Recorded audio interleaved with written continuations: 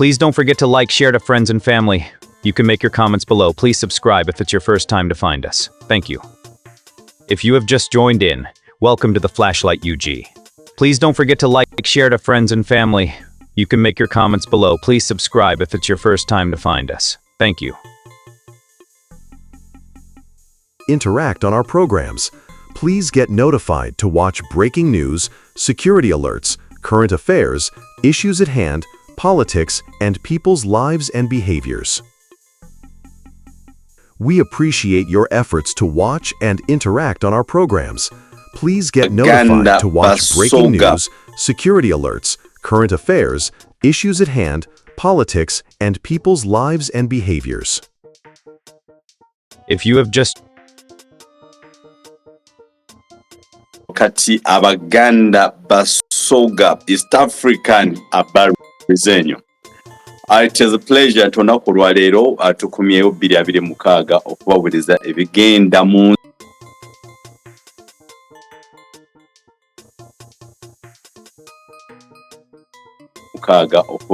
ebigenda mu nsi yonna, but particularly wano mu nsi yaffe Uganda, kuba kyekiri wano era kyoba nti nno omukono gwe tukyaze olunaku olwaleero tasinzidde wano mu nsi yaffe naye ali eyo naye nga yeetaaga nnyo okugattako ettofaali ku nsi yaffe Uganda. And that's why you see Obusinga God went to okubagamba nti before you complain that this government terina kyenkoledde, this according to Jeff Kennedy, ye akubuuza gwe nsi gikoledde ki? Kakati gagwe mukulu ali eyo ensi yo ogigasseeko n'eddoboozi lyo. N'olw'ensonga eyo sabo tukwaniriza tuwayeemu ku mbeera egenda maaso mu ggwanga, and at the same time okututegeeza gwe kiki ky'olowooza naddala abantu abali mu diaspora, what comes in your mind kweno embeera egenda wano maaso mu saffe Uganda. Enyiiza ekaabya kwegamba nze neewuunya. So sebo nkwaniriza olunaku luno olwaleero. Nziza sebo kanteekeko ndabe nga oba nteekako amasannyalaze ku ssimu kuno. Anyway, neyanziza Dr. Ayebwa, ndudde nga nkulaba era ndudde nga ndaba bukiripo. Kusooka kwa Byona neyanziza okunnyanyiriza ku mpewo eno. Eggwanga lyaffe nga bwe ndiraba bwe mba ntegedde ekibuuzo ky'obuuzizza, ffe abalirabira ebweru tubiraba bulala, nammwe abali wansi mubiraba bulala.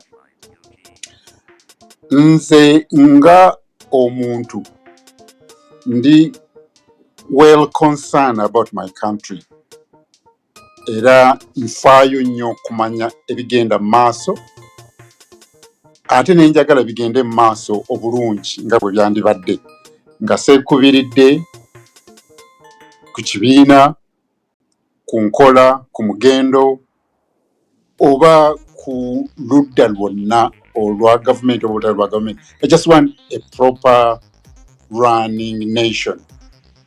Ensi eyagalwa buli muntu. Kati nze neyanziza okugamba nti I can contribute nga nteekako eddoboozi lyange, but I also contribute economically kubanga ffe abali ebweru naffe ne Honorable Kasaija bw'aba asoma budget batuteekamu aba diaspora tuli income, like we are a national income. Batugamba nti tujja kufuna zino okuva mu oil, tusuubira okufuna bweziti okuva mu diaspora. So tuli kyamuwendo era gwosoose okukiŋŋamba nti tuli kyamuwendo. Muli kyamuwendo nnyo. It is for only those abalina amaaso nga beefuula nti no tebalaba. Era kyova olaba of late sijja kumwogerako munnange essaawa zino yatukalakata. Ayagamba juzi, I want that those people who go in the Dubai and start working because they think there's no jobs. Yes, the sente ziveeyo zikoze kyamaanyi okuyimirizaawo ensi yaffe Uganda. Sure. Era tebo nkwebeza naye tona kutuulira ku manyago such that omuntu bw'aba awulira programu y'amanyi nti ono ye gundi kuba abantu abasinga balowooza nti there are people still believe nti kati wenagenda ebula nefuna obutuuze sirida mu Uganda, but East home always is the best. Me, I feel very comfortable. Nimegamba kati nza Hewa Rogers, yes. So medebula kati ndi mu Uganda, yes. So I'm very proud of my country. Era nkwebaza nnyo okuba nti you are proud of your country. Ogateke eddoboozi lyo kusiyaffe Uganda. Ebyavudde mu kulonda mukulu gobera botya nga tona kutuyanjulira ku manyago tugenda okutandika olunaku olwaleero. Kantambule nga Omuganda bw'atambula kuba twogedde mu Luganda. N'okubadde gwe mutabani wa Reverend ova ludda lulisaidi eri nze nange musajja nva wansi naye kati twogera Luganda. Kantambule nga Omuganda nsooka Amaanyi. Amaanyi bampita Jeffrey Chestalo ndi musajja na Uganda nsomedde Uganda tuzze bweru kuba kyeyo. Kanzire ku nsonga ey'obululu. Ombuuziza obululu bwabadde butya era ebyavudde mu kulonda obiraba otya. Nze okulaba okwange ngamba nti akalulu kano ke tubaddemu akayise kabadde very very very challenging okusinga obululu bwonna bwe naali ndabye ne bwe naali mpuliddeko. Nze akalulu ke nasooka okulaba k'omwaka ogw'ekinaana Omwami Museveni kyeyeetabamu. Nali mukulu as a boy. Singa ye boy gwagamba nti yali mu myaka 3 as a boy. Ojjukira Omwami Museveni yagamba nti when he was a boy myaka 2-3 ng'ajja n'ayingira Uganda abwe Tanzania. Ndoza tiwabira wako. Nze mbiraba everything. Naye I was really a boy wa myaka nga 10 something. So obululu nabulaba. Akalulu kano ke tuvuddemu kabadde so challenging in such a way nti government erimu ya NRM, which actually is my party, ebaddemu for a long time. Naye terina kintu kiri concrete ekiri self-explanatory kyebadde yinza okusinziirako ne whereby nti ne muzeeyi ne bw'atuula eka abantu bajja kumulonda straight away. Nekiwa opposition amaanyi oba omuwaatwa okugenda okucanvassing obululu in a vacuum process oba a vacuum place. Kubanga nze singa mbadde ewaffe mu constituency nga nteeseeyo oluguudo, for example, omulala najja tayinza kukijjawo okugamba nti omusajja talina kyakoze ng'oluguudo we luli. So the only issue with the current government nti wabaddewo vacuum eyo, so bagenza okurealizinga late nti ba opposition we bagenda eyo abantu tebalina kintu kiri embedded into them. Amanyi wali gye bagamba wali computer zolaba nga zimuze Intel inbuilt Intel kwegamba tubadde ngaba nayo gante tulina inbuilt NRM activities oba development ezitulimu. Kati bagenza okulaba, this is what I think, an opinion yange, nga if they leave bamugati gwa bata ba Nandara Maswabi ne bagenda freely, abantu balina omuwaatwa, they can always sway abasinga obungi. This is what I'm thinking. Consequently, nze ndowooza nti the stakeholders ne bareleasinga the military oba ne ba unrushinga mu muzungu kugamba tu baziyize abantu okwogera oba okuba campaign openly. That's my personal opinion. Fenga abali ebweru. So in so doing, twalaba Mr. Kyagulanyi mbadde ndaba ku clip nga ayita bamuyisa mu luguudo olwewala n'atuuka leeti gye yandibadde. Oluusi bamugaana okuyita mu luguudo luno n'atatuuka on time. Kati ebyo nga ffe abantu abali ebweru tulaba elections nga bwe zitambula tutandika ogamba nti I think that is not what it should be. Kati ffe ng'abantu tugamba that's not what it should be.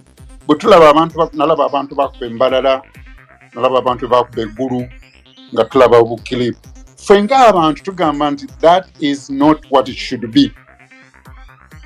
Naye nze upon that bwe nalabye NUP ng'ekibiina ekyaddiridde nga bagamba nti we do not believe oba we don't concede defeat. Nendaba n'ebyo ebibadde onganzi byendaba nti should have not been like that. Badde ndaba n'abakulu ba poliisi oluusi nga bajja bagamba ate abo be baakubye tetubamanyi naye nga the fact nti waliwo abaakubye. Oba ebyo bye mwalabye byabaddewo because babadde tebagoberera mateeka poliisi negira bwe, but that means the fact nti the act was there, it's the reasoning they're giving. Kati nze awo weŋŋambira nti abakulu ba NUP Mwami Rubongoya, Mwami Joel Ssennyonyi, Omukulu Kyagulanyi nandibawadde amagezi bagende mu court kubanga court is the arbiter of law, ye umpire. Nze ffe abali ebwe tugamba obulabula kati bwabadde bulungi. Nalabye oli nga bamusindika, nalabye oli nga bamukuba. N'Omukulu Kyagulanyi n'agamba ansa akalulu sikakkiriza. So my advice ku kalulu nga bw'obuuzizza, nze nsaba nti NUP egende mu court ewawaba omusango. That's when we will know whether it was fair or not fair. All right. Okay. Thank you for that very beautiful narrative. Still, do you think HMS's apparently national platform ogenda mu court nti buli kintu kiringa bonotuuke waka daddy yagula omunnyo yagula ennyaanya bw'okola ensobi yakuba kibooko ati yagamamu n'akusangula amaziga byonna biri under the armpit of one person. We've just received the new judge, Justice Flavia Zeija. Yeah. Owinyodolo kati yagenze ebbali. Police gali under Mr. M7. UPDF is under Mr. M7. Judiciary is under Mr. M7. So, bwetwa tuwawabira oba national people bweba ewawabira omusango mu room eyo ate gwawabira mwennyini yalina okukusingisa agenda kukola atya. Because what happened in 2021 omusango gwava ne gudde eri mu bantu ne bagamba kale katukikoleko 2026. People have done their role. His Excellency Bobi has done his role. Do you think we are likely to get fair judgment at the end of the day? First of all, njagamba nti His Excellency Kyagulanyi yeita His Excellency nga His Excellency wa ghetto youth, ghetto muita His Excellency of the ghetto. Twakimumanyirako is not the His Excellency of the company of the nation. Ekyo abawuliza mu nsonyi. Naye Honorable Kyagulanyi sentamu okusooka, I salute him. Nti campaign, he put up a strong campaign, probably the strongest I've ever seen in my lifetime in the whole world. I try to follow politics wensi nendaba bigenda maaso. Eno ye campaign gye naakasooka okulaba nti candidate akuba campaign n'anoonya obululu whereby aba alwanya oba alwanyisibwa oba alwana ne ba candidate banne. Eno ye campaign gy'ensoose okulaba nti even the opposition beat the opposition. Nga n'aba-opposition basooka kuba opposition. Eno ye campaign gy'ensoose okulaba nti candidate alwanyisibwa the whole arm of the security of the country, be it in Tanzania, be it in where sikirabangako. So first of all, Ngabo Gambi, Mr. Kyagulanyi, he really put up a good fight in canvassing for votes. Nina education about canvassing votes. Manyi ebintu eberamu byendowooza kwegamba paperwork, aboyuza okola strategies. This man has been tremendously good. Naye bwe tudda ku point gy'ogambye y'okufuna obwenkanya. This is not my opinion, first of all. This is the reality of the country. Nti Uganda at the moment, omukulembeze obuyinza okulonda institutions ezo zonna z'oyogeddeko. Era ne Mr. Kyagulanyi oba mwami Nandala Mafaabi oba Mugati Gwabata eyandibaddewo yenna still yandilonze institutions ezo after swearing in ceremony. At the moment, it happens that President Museveni is the president, era yazironze. So what we think into institutions ezo zifuuka za nsi yonna. Nange mwami Tayo basinga onkola ekintu nje genda nkuwa wabi ku police. Era nja genda mu court. Naye okuddako wali wetuvaako katono.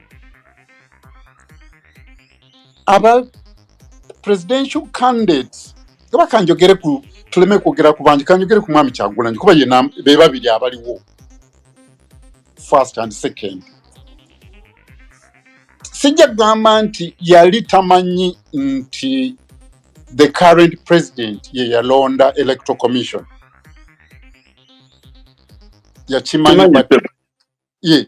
Yakimanya naye n'agenda mu kalulu.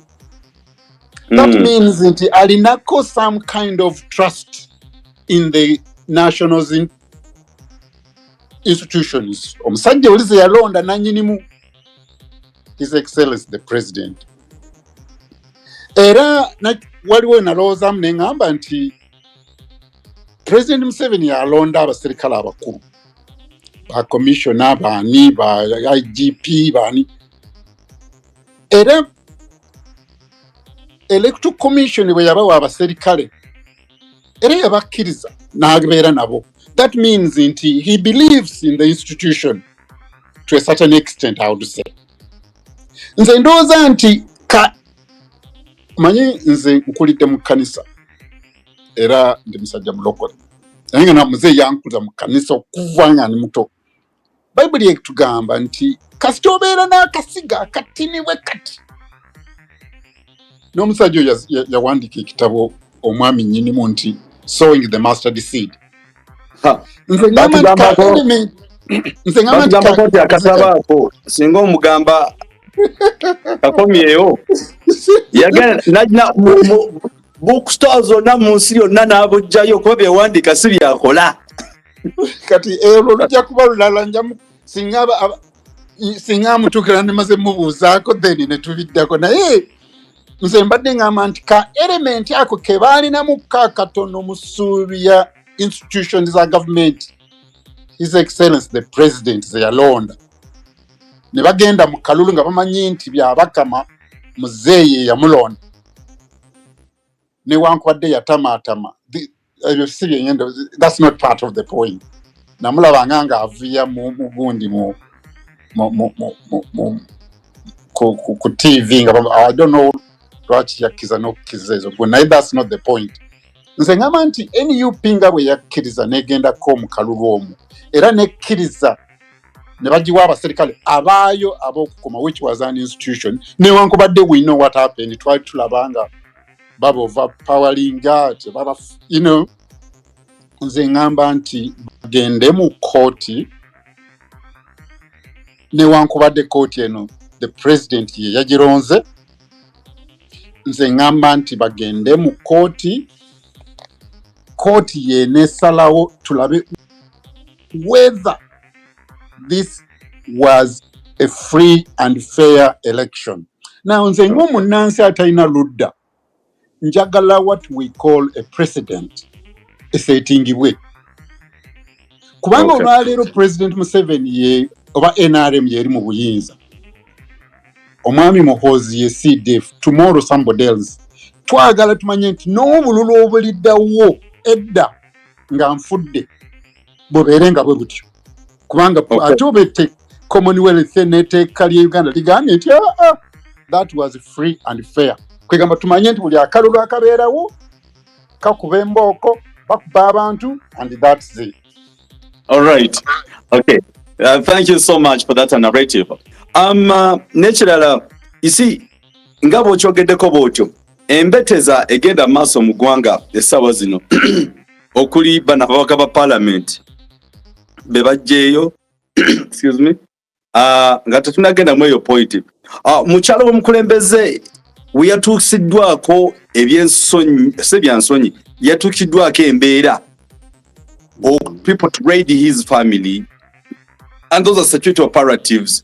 And even before that, you're receiving a notification from the CDF. Namgamba, kindly, anytime, omuntu otumuchima, tumumalako. What? How do you feel and how do you think somebody threaten you? Ngenda mukola kino na kino. Gwechicha chikujira mu bwongo. And there are people still blaming each other that maybe Ugandan should rise. And people, they have that fear to rise generally. I want your narrative. Nze ekintu ekyo nkyogerako mu ebintu bisatu. First of all, tekyandibadde kyabwenkanya security operatives kugenda ku invadinga maka ga mwami Kyagulanyi nga taliimu. Nalabye ka clip nga katambula kuba guno omulembe ate mubi nnyo obuntu bitambula ng'omukyalo oyo omulaba agamba what do you want from my compound, what do you want from my compound, naye ng'olaba abantu basonga nga abagenda omanyi twalabanga zi firimu bwe myaka gyammwe oba simanyi omwala wa ku firimu nga mulaba basonga mbeera abaana nga bayingirawo naye ng'olaba abantu bayingirawo. Kakiripu kabadde katono ebyadde tetwabirabye. Then later ne tulaba destruction of the house. Nendaba omukyalo oyo era ku clips nga narratinga social media kuba eyo social media tetukyalina kyakugikolera, it goes everywhere in the world. Nze ngamba nti tekyabadde kya buntu bulamu kumutuusaako kwebyo. Anarratinga nti bamuchokinze, anarratinga nti kumpi ne pants ze kumpi zaagudde, probably anarratinga nti waliwo omuserikale gwe bakubye n'amanyo ne gavaamu nga bamubuuza where is the basement. Abaserikale emirundi gisinga bungi tebatuuka mu maka. Nze singa nze yabadde akola operation eyo. Abaserikale ab'okunyumba baasikali batirakoma wabweru, they don't know much what is happening in the house. Nze ngamba bwe nti singa police oba security kubanga Honorable Kyagulanyi is not a small person anymore, he's an international figure, a man of international integrity. Bwe baba bandyagadde ogende ewe for any reason kubanga it's not above the law anyway, bandibadde bagenda mu kooti ne bagenda ewa magistrate ne bafuna what they call a search warrant. Kubanga police ekkirizibwa okugenda ne security wa endala eziriwo zikkirizibwa okugenda okusearchinga for what they think is in someone's home. Bandifunye security warrant, bandifunye search warrant, ne bagenda misana oba kiro ne bakola a lawful operation. Nze kyekinu mango muna Uganda. I want a rule of law. Ne bakola lawful operation. Ne batwala ebatutte oba ne baleka bebalese. Ekintu ekya omukulu w'amagye okutweetinga twita twazira ne bazijjako naye ngera kweziri. To me, I think nti omukulu wa 4 years. By the way, nze musengako emyaka naye omukulu w'amagye tekiri kya buntu bulamu kutweetingira mukyala oba kutweetinga twita ezo ezirabika nga ziringa personal. Okay. N'aziteeka ku mitimbagano. Nze ndowooza nti agobe ba personal advisor. Kubanga ffe tukozeeko emirimu eminene ng'olina omuntu nga tomanyi ddala nga simanyi naawe nga advisor we yateeka okukugamba ekyokukola in that moment. Okay. All right. Era tuyanza again with that narrative closer if it's the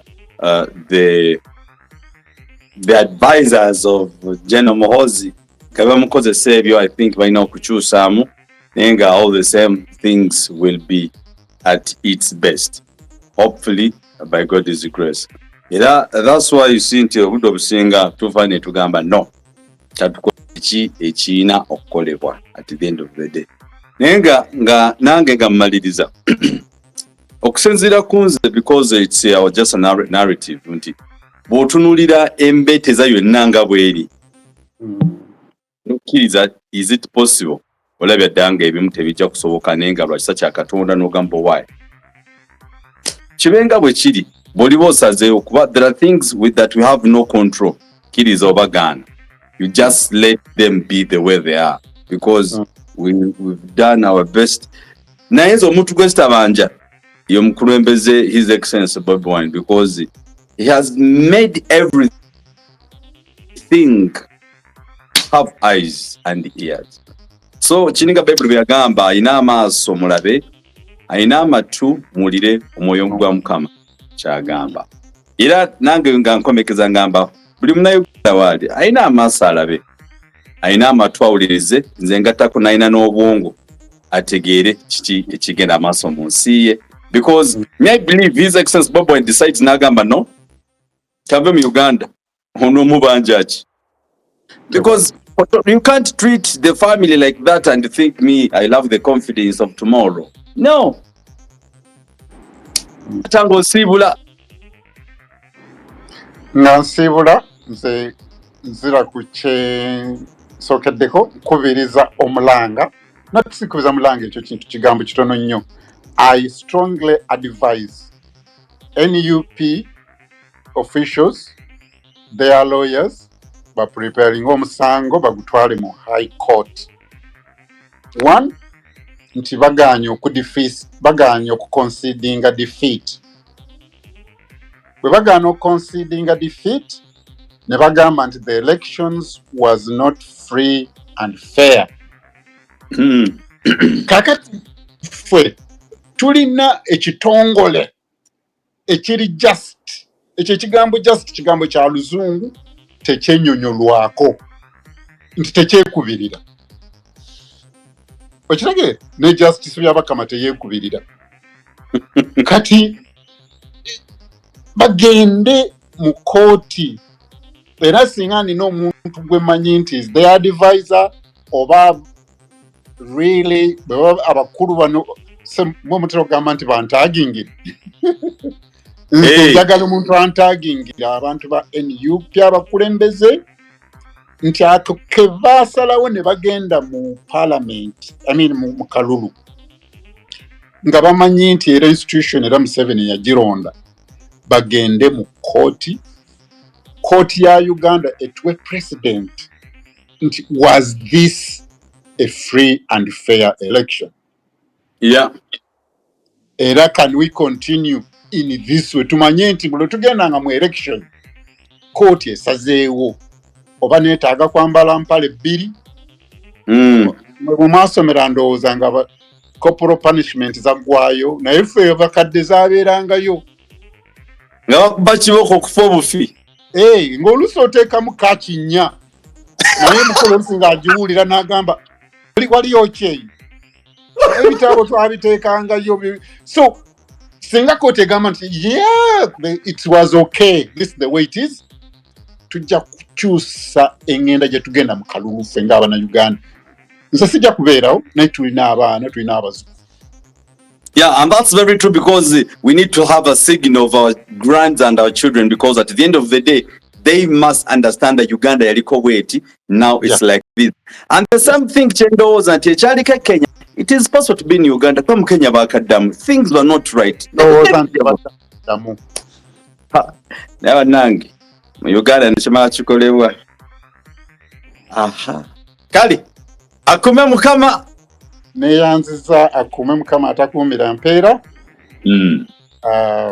Anytime wendi olwali tuli mu Uganda to start with lunaku lwa Liberation Day no ate neyo lwa Liberation Day tokiraba tukwatagana bandabire bonna mukama akume omukama akutukumire era olunaku lw'enkya omukama nga asiimye oludako njaga tukwemuko ku tooki ku mbeera y'ababaka bano abaavuddeyo lwaki abamu bakaabye nnyo lwaki abamu bagamba kibagwanidde lwaki abamu balina community sympathy and things of that kind. Programs. Get notified to watch. Interact on our programs. Please get notified to watch breaking news, security alerts, current affairs, issues at hand, politics, and people's lives and behaviors. We appreciate your efforts to watch and interact on our programs. Please get notified to watch breaking news, security alerts, current affairs, issues at hand, politics, and people's lives and behaviors.